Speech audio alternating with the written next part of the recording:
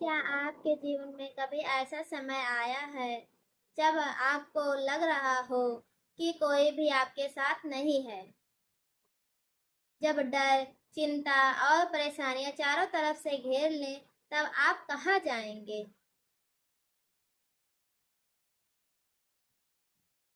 Bible का एक ऐसा वचन है जो हमें बताता है कि सच्ची सुरक्षा कहाँ मिलती है। भजन संहिता 91 का पहला पद कहता है, जो परम प्रधान की छाए हुए स्थान में रहता है वह सर्वशक्तिमान की छाया में सुरक्षित रहता है। सवाल यह है, परम प्रधान की छाया में रहना वास्तव में होता क्या है? और इस और इस एक वचन में हमारे जीवन के लिए इतनी बड़ी सीख क्यों छिपी हुई है?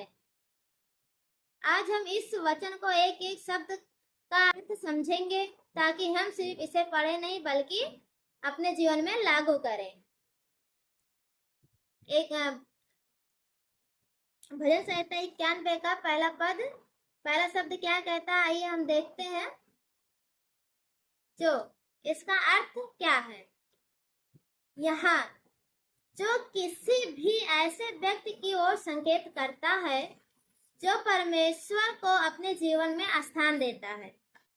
अर्थात यह केवल किसी विशेष व्यक्ति के लिए नहीं। संदेश यह है कि जो व्यक्ति परमेश्वर की शरण को चुनता है उसके लिए परमेश्वर आश्रय बनता है। दूसरा शब्द क्या कह रहा है? परम प्रधान। इसका अर्थ क्या है? परम प्रधान का अर्थात सबसे ऊंचा, सबसे महान, सबसे अधिकार रखने वाला। दुनिया में बहुत से शक्ति दिखाई तो देती हैं, जैसे धन, पद, ताकत, मनुष्य, शासन, विज्ञान आदि, लेकिन इन सबसे ऊंचे परमेश्वर है।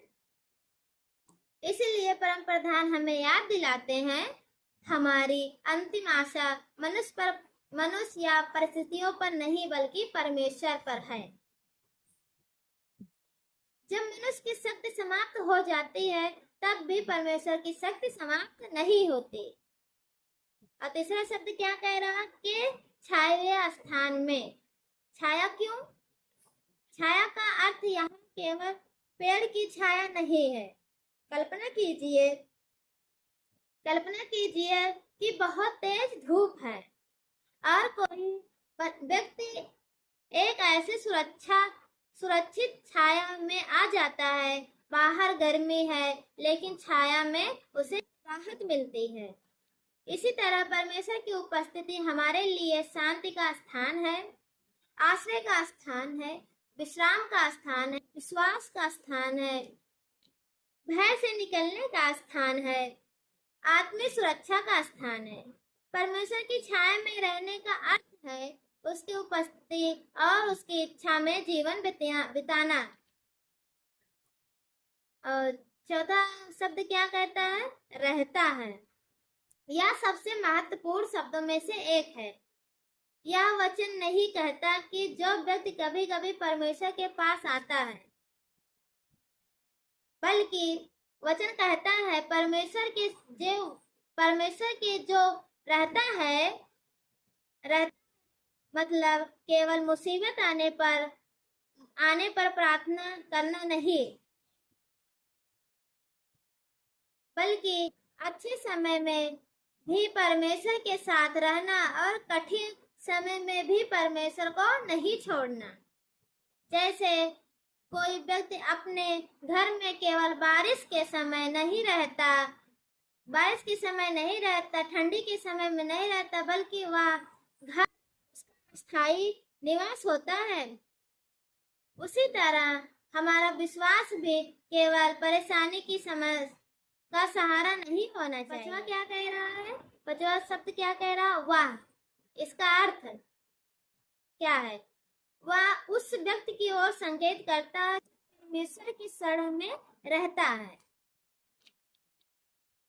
यहाँ एक व्यक्तिगत संबंध दिखाई देता है। परमेश्वर के अंदर दूर बैठा हुआ कोई विचार नहीं है।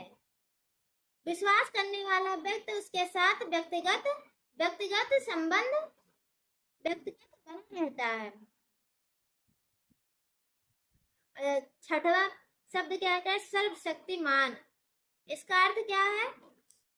सर्वशक्तिमान यानी किसी के लिए कोई शक्ति उससे बड़ी नहीं है, जिसके पास हर परिस्थिति से बड़ा अधिकार और सामर्थ्य है। मनुष्य कहता है मैं नहीं कर सकता, परिस्थितियां कह सकती हैं यह असंभव है, लेकिन परमेश्वर के लिए कोई परिस्थिति अंतिम नहीं। इसलिए जब हम सर्वशक्तिमान कहते हैं तो हम स्वीकार करते हैं कि मेरी शक्ति सीमित है, लेकिन मेरे परमेश्वर की शक्ति असीमित है। सातवां क्या कह रहा है? कि छाया में। यहाँ फिर छाया क्यों? पहले परम प्रधान के छाए हुए स्थान में, पहले परम प्रधान के छाए हुए स्थान की बात आती है और सर्वशक्तिमान की छाया की बात आती है। यह परमेश्वर की निकटता और सुरक्षा का चित्र दिखाता है। जैसा एक छोटा बच्चा अपने पिता के पास रहकर सुरक्षित महसूस करता है, वैसे ही विश्वास करने वाला व्यक्ति परमेश्वर की उपस्थिति में भरोसा पाता है। इसका अर्थ यह नहीं कि विश्वासी के जीवन में कभी ऐसी परेशानियां नहीं आएंगी, बल्कि इसका अर्थ है परेशानियां हैं तो भी वह अकेला नहीं है। आठवां क्या कर? सुरक्षित रहता है। इसका क्या मतलब? परेशानी नहीं होगी। यहाँ एक बहुत जरूरी बात समझनी चाहिए। इस वचन का अर्थ यह नहीं है कि परमेश्वर पर विश्वास करने वाले व्यक्ति के जीवन में कभी बीमारी, परेशानी, दुख, दर्द, विरोध या कठिन परिस्थिति नहीं आएंगी, बल्कि संदेश यह है कि परमेश्वर हमारी अंतिम सुरक्षा का शरण है। कभी परमेश्वर परिस्थिति को बदल देता है, कभी वह परिस्थिति के बीच हमें सामर्थ्य देता है, कभी वह रास्ता खोलता है और कभी वह हमें कठिन परिस्थितियों से गुजरते हुए अपने करीब लाता है। इसीलिए हमारा विश्वास केवल यह नहीं होना चाहिए, बल्कि हे परमेश्वर, समस्या चाहे जैसी हो, चाहे जैसी भी हो, मुझे अपनी छाया से दूर मत होने देना। चाहे जैसी समस्या हो या परेशानी हो, लेकिन हमें ये वचन सीख देता है कि हमें परमेश्वर के करीब रहना है, परमेश्वर से हर वक्त प्रार्थना करनी है और परमेश्वर के साथ रहना है और परमेश्वर की उपस्थिति में चलना है, उसकी आज्ञाओं को मानना है। यही वचन सिखा रहा है कि हमें उसकी शरण लेनी चाहिए और उसकी उपस्थिति में बने रहना चाहिए। परमेश्वर समस्या आने पर उसका हल देगा, आप लोग प्रार्थना जब करेंगे। इसीलिए समस्या जब आती है तो आप लोग प्रार्थना कीजिए।